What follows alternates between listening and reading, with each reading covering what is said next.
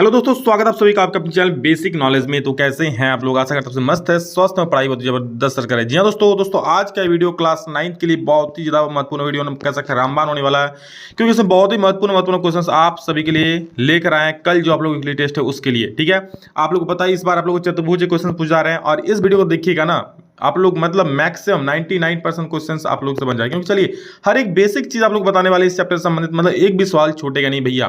तो चलो सभी दोस्तों को फटाफट से शेयर कर दो ताकि सब कोई इस वीडियो को देख पाए और अच्छा नंबर ले पाए, ठीक है। चलिए बेसिक से शुरुआत करते हैं, हर एक क्वेश्चंस को बताते हैं आप लोग को, ठीक है। किस किस प्रकार क्वेश्चंस आएगा कल एग्जाम में वो भी हम बता देते हैं। वीडियो मिस मत करना वरना फिर दिक्कत होगा, आप लोग नहीं बना पाओगे। चलिए देखते हैं एक सबसे पहला सवाल। तो सबसे पहले ये समझिए, समांतर चतुर्भुज इस चैप्टर में मतलब एक अहम रोल निभा रहा है, ठीक है। चतुर्भुज का ही एक प्रकार है, आपको पता है समांतर चतुर्भुज क्या होता है? जिसकी आमने सामने की भुजा समान होती है और आमने सामने का कोण भी समान होता है। बस ऐसा मान लो ना, एक मिनट, यहाँ पर समांतर चतुर्भुज नहीं बनेगा, ये तो वर्ग बन जाएगा, ये तो आयत बन जाएगा, ठीक है। चलो मैं ये दिखा रहा हूँ आपको। देखो इस प्रकार से ये हमारा जो हो गया ना, ये हमारा समांतर चतुर्भुज हो गया। अब मान लो इसका अगर हम नाम देते हैं ए बी सी डी, ठीक है। तो देखो इसका कुछ प्रॉपर्टी समझ लो। समांतर चतुर्भुज में आमने सामने की भुजा समान होती है, मतलब ए बी बराबर सी डी होगा और ए डी बराबर बी सी होगा। बस समझ लो, अभी क्वेश्चन नहीं बताने वाले, चिंता क्यों करते हो? किस किस टाइप के क्वेश्चन, क्या क्या क्वेश्चन आएगा, सारा चीज बताएंगे। देखो पहले समझो, समझ गए? आमने सामने की भुजा बराबर होती है और क्या होती है, और आमने सामने का कोण भी भैया बराबर होता है।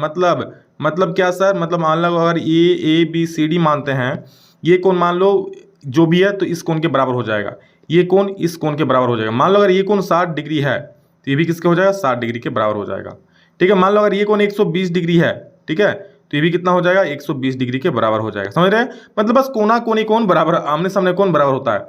और एक चीज याद रखना, इसमें क्या होता है कि ये कोण इधर एक साइड का कोण, मतलब ये कोण और ये कोण दोनों का ऐड जो होता है, जोड़ जो होता है 180 डिग्री होता है। तो तीन चीज समझ गए, आमने सामने की भुजा समान होती है, आमने सामने का कोण समान होता है, और एक साइड के अगर कोणों को जोड़े तो हमें 180 डिग्री प्राप्त होता है। क्लियर है?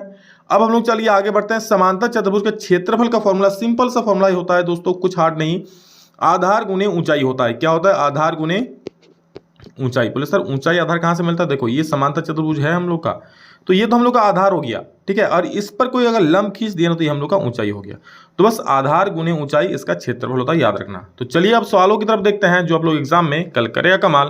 तो चलो देखते हैं वो सवाल। सबसे पहला सवाल है, एक समांतर चतुर्भुज का आधार 18 सेंटीमीटर और ऊंचाई 3 सेंटीमीटर है, इस चतुर्भुज का क्षेत्रफल क्या होगा? बिल्कुल आप लोग का ये सवाल आप लोग का बुक मतलब बहुत गैस पेपर में भी मिल जाएगा आप लोग को, ठीक है, और कई बार मॉडल पर में ये सवाल दिया गया आप लोग का, मतलब बहुत महत्वपूर्ण सवाल है। देखो समांतर चतुर्भुज का आधार 18 सेंटीमीटर है और ऊंचाई 3 सेंटीमीटर है, तो चतुर्भुज का क्षेत्रफल मैंने अभी कहा क्या होता है कि समांतर चतुर्भुज का क्षेत्रफल बराबर आधार गुने ऊंचाई। सिंपल सा फॉर्मूला था, आधार शॉर्ट में लिख रहे हैं आधार इंटू ऊंचाई। भाई आधार कितना? 18, तो लिख दो 18। ऊंचाई कितना देख सकते हो? 3, तो लिख दो 3। 18 दूनी 36, 38 54, यानी 54 सेंटीमीटर स्क्वायर। कहीं भी ऑप्शन में अगर दिख रहा है, एक मिनट, 54 नहीं दिख रहा ना, 38 54 54 ही होता है ना?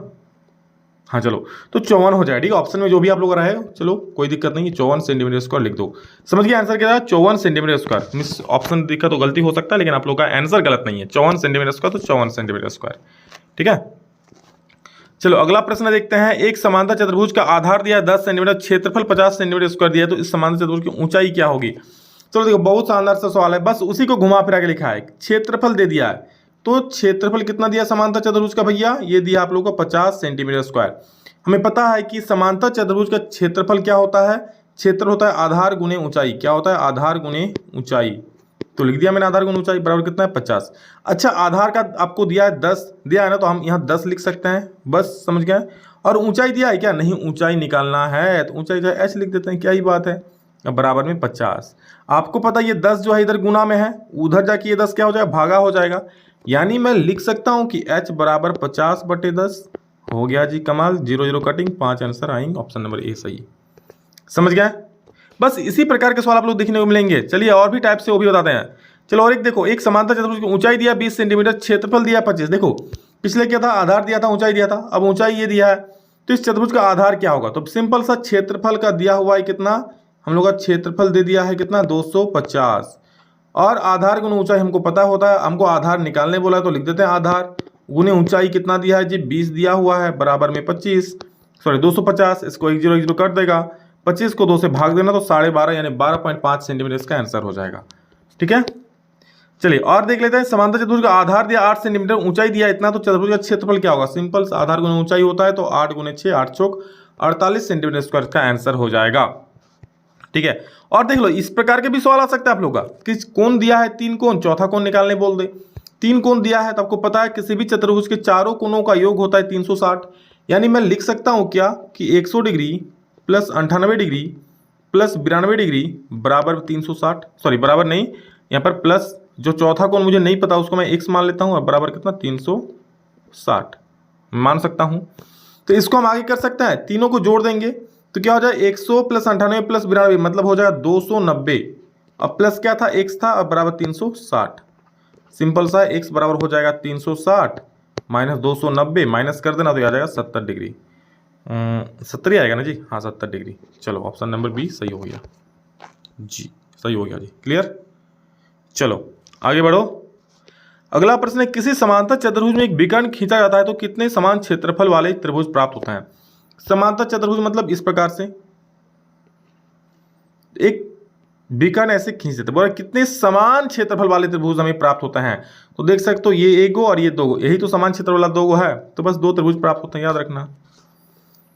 एक चतुर्भुज के कोणों का अनुपात दिया है, ठीक है, तो इसमें सबसे छोटा कोण निकालने बोला है, तो सिंपल सा कोणों का अनुपात बोले या कोण बोले, सभी का जोड़ कितना 360 होता है। तो कोणों का जब भी मैंने बताया आप लोगों को याद रखना कि जब भी अनुपात दिया रहा है सबको x मान लो, यानी 3x, एक कोण हो गया, एक कोण हो गया 5x, एक कोण हो गया 9x और एक कोण हो गया 13x, सभी को जोड़ के सभी कोणों का योग कितना होता है सर? 360 डिग्री होता है। क्लियर है जी सर, क्लियर है, सही है। सभी को जोड़ना कितना, 5 3 8, 8 8 16 17, 17 और 13 को जोड़ोगे तो 30x हो जाएगा, 30x बराबर 360। यहाँ से आप x का वैल्यू निकालना और मुझे कमेंट में बोलना कि सबसे छोटा कोण क्या होगा। सभी को ही बोल सकते हो आराम से, छोटा कोण क्या होगा? बस 3x है ना, तो 3x का वैल्यू निकालना, जो भी आएगा 3 गुना उतना कर देना, आपका आंसर आ जाएगा, जो भी आएगा x का वैल्यू। यदि एक समांतर चतुर्भुज का विकर्ण और चारों भुजा बराबर है तो क्या होगा? बोला किसी समांतर चतुर्भुज का विकर्ण, ये देखो समांतर चतुर्भुज है, ठीक है, अब बोला कि ये विकर्ण भी इसमें बराबर, विकर्ण बराबर हो रहा है, नहीं हो रहा है, मतलब ये हमारा नहीं होगा। तो किसी समांतर चतुर्भुज मतलब चतुर्भुज ही है, विकर्ण और चारों भुजा बराबर, तो इस प्रकार से देखो, इस प्रकार से बोल रहा है कि ये विकर्ण भी बराबर है और चारों भुजा भी बराबर है। तो भाई इस प्रकार का तो आयत नहीं होता है कि आयत में विकर्ण भी बराबर होता है, चारों भुजा भी बराबर होता है, तो ये हमारा हो जाएगा क्या, सॉरी आयत बोल रहे हैं, वर्ग। वर्ग में होता है कि चारों भुजा भी बराबर हो गया, ठीक है, और विकर्ण भी बराबर हो गया, यानी ऑप्शन नंबर ए आपका बिल्कुल सही हो गया जी। चलिए अगला प्रश्न देखते हैं। यदि एक समांतर चतुर्भुज का विकर्ण बराबर है तो वह क्या होगा? वह एक क्या होगा? अगर विकर्ण बराबर है, देखो ऐसा, ये समांतर चतुर्भुज है, ठीक है, उसका विकर्ण बराबर है, आमने सामने भुजा ऐसे ही बराबर होती है, ठीक है, तो विकर्ण बराबर है मतलब क्या है? एक आयत है, तो सिर्फ विकर्ण बराबर है तो क्या हो जाएगा? आयत, और विकर्ण के साथ अगर भुजा भी बराबर दे दिया तो क्या हो जाएगा? वर्ग। क्लियर है ना, बहुत आसान है। और एक सवाल, एक समांतर चतुर्भुज ABCD में यदि कोण CDB, समांतर चतुर्भुज ABCD बनाते हैं, ABCD, भाई क्या दिन आ गया बताओ, ABCD पढ़ना पड़ रहा है ना, ABCD, ठीक है, तो ABCD में कोण CDB बराबर 45, CDB बराबर 45 और CDB इस प्रकार एक रेखा खींच गया है, ठीक है, तो CDB बराबर 45, ये CDB ये 45 दे दिया है, ठीक है, ये 45 डिग्री है, और DAB 65 डिग्री है, DAB ये कितना है? 65 डिग्री है, कोई दिक्कत नहीं सर।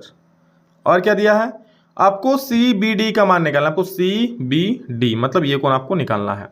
तो आपको पता है मेरे भाई कि समांतर चतुर्भुज का सम्मुख कोण, आमने सामने कोण बराबर, मतलब ये 65, तो ये भी 65 मेरी जान, तो ये 65 हो गया, ये भी 65, सॉरी ये 65 हो गया और ये 45 हो गया, तो 65 और 45 को जोड़ोगे तो कितना होगा? 110 डिग्री।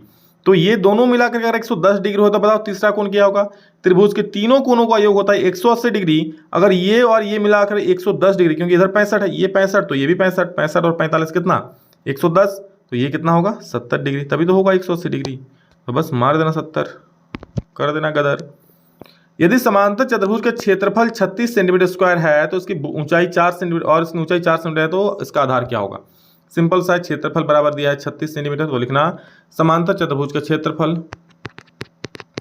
समांतर चतुर्भुज का क्षेत्रफल बराबर क्या लिखना, आधार गुने क्षेत्रफल दिया है ना तो लिख देना 36। बस उसके बाद समांतर चतुर्भुज का फॉर्मूला क्या होता है लिख देना, आधार गुने ऊंचाई बराबर कितना 36। अब आगे बढ़ो, आधार कितना दिया जी, आधार आपको निकालना है जी, तो आधार हो गया, ऊंचाई आधार को आप बी भी लिख सकते हो कोई दिक्कत नहीं, ऊंचाई है 4 बराबर हो गया 36, तो यहाँ 4 नामे 36 काट देना, आपका आधार आ गया कितना 9 सेंटीमीटर हो गया। तो इस प्रकार का आप लोग सब्जेक्टिव भी सवाल आ सकता है, ऑब्जेक्टिव भी, सारे सवाल महत्वपूर्ण है, एक एक क्वेश्चन को देख लो, एग्जाम में आप लोगों का बहुत हेल्प करेगा, ठीक है। और वीडियो अगर अच्छा लगा तो प्लीज वीडियो को लाइक करना, अच्छा हाँ चैनल को सब्सक्राइब करना मत भूलना। चले, so love you all, thank you all of you, और नेक्स्ट में आप सभी से मिलेंगे दोस्तों, तब तक के लिए जय हिंद, वंदे मातरम।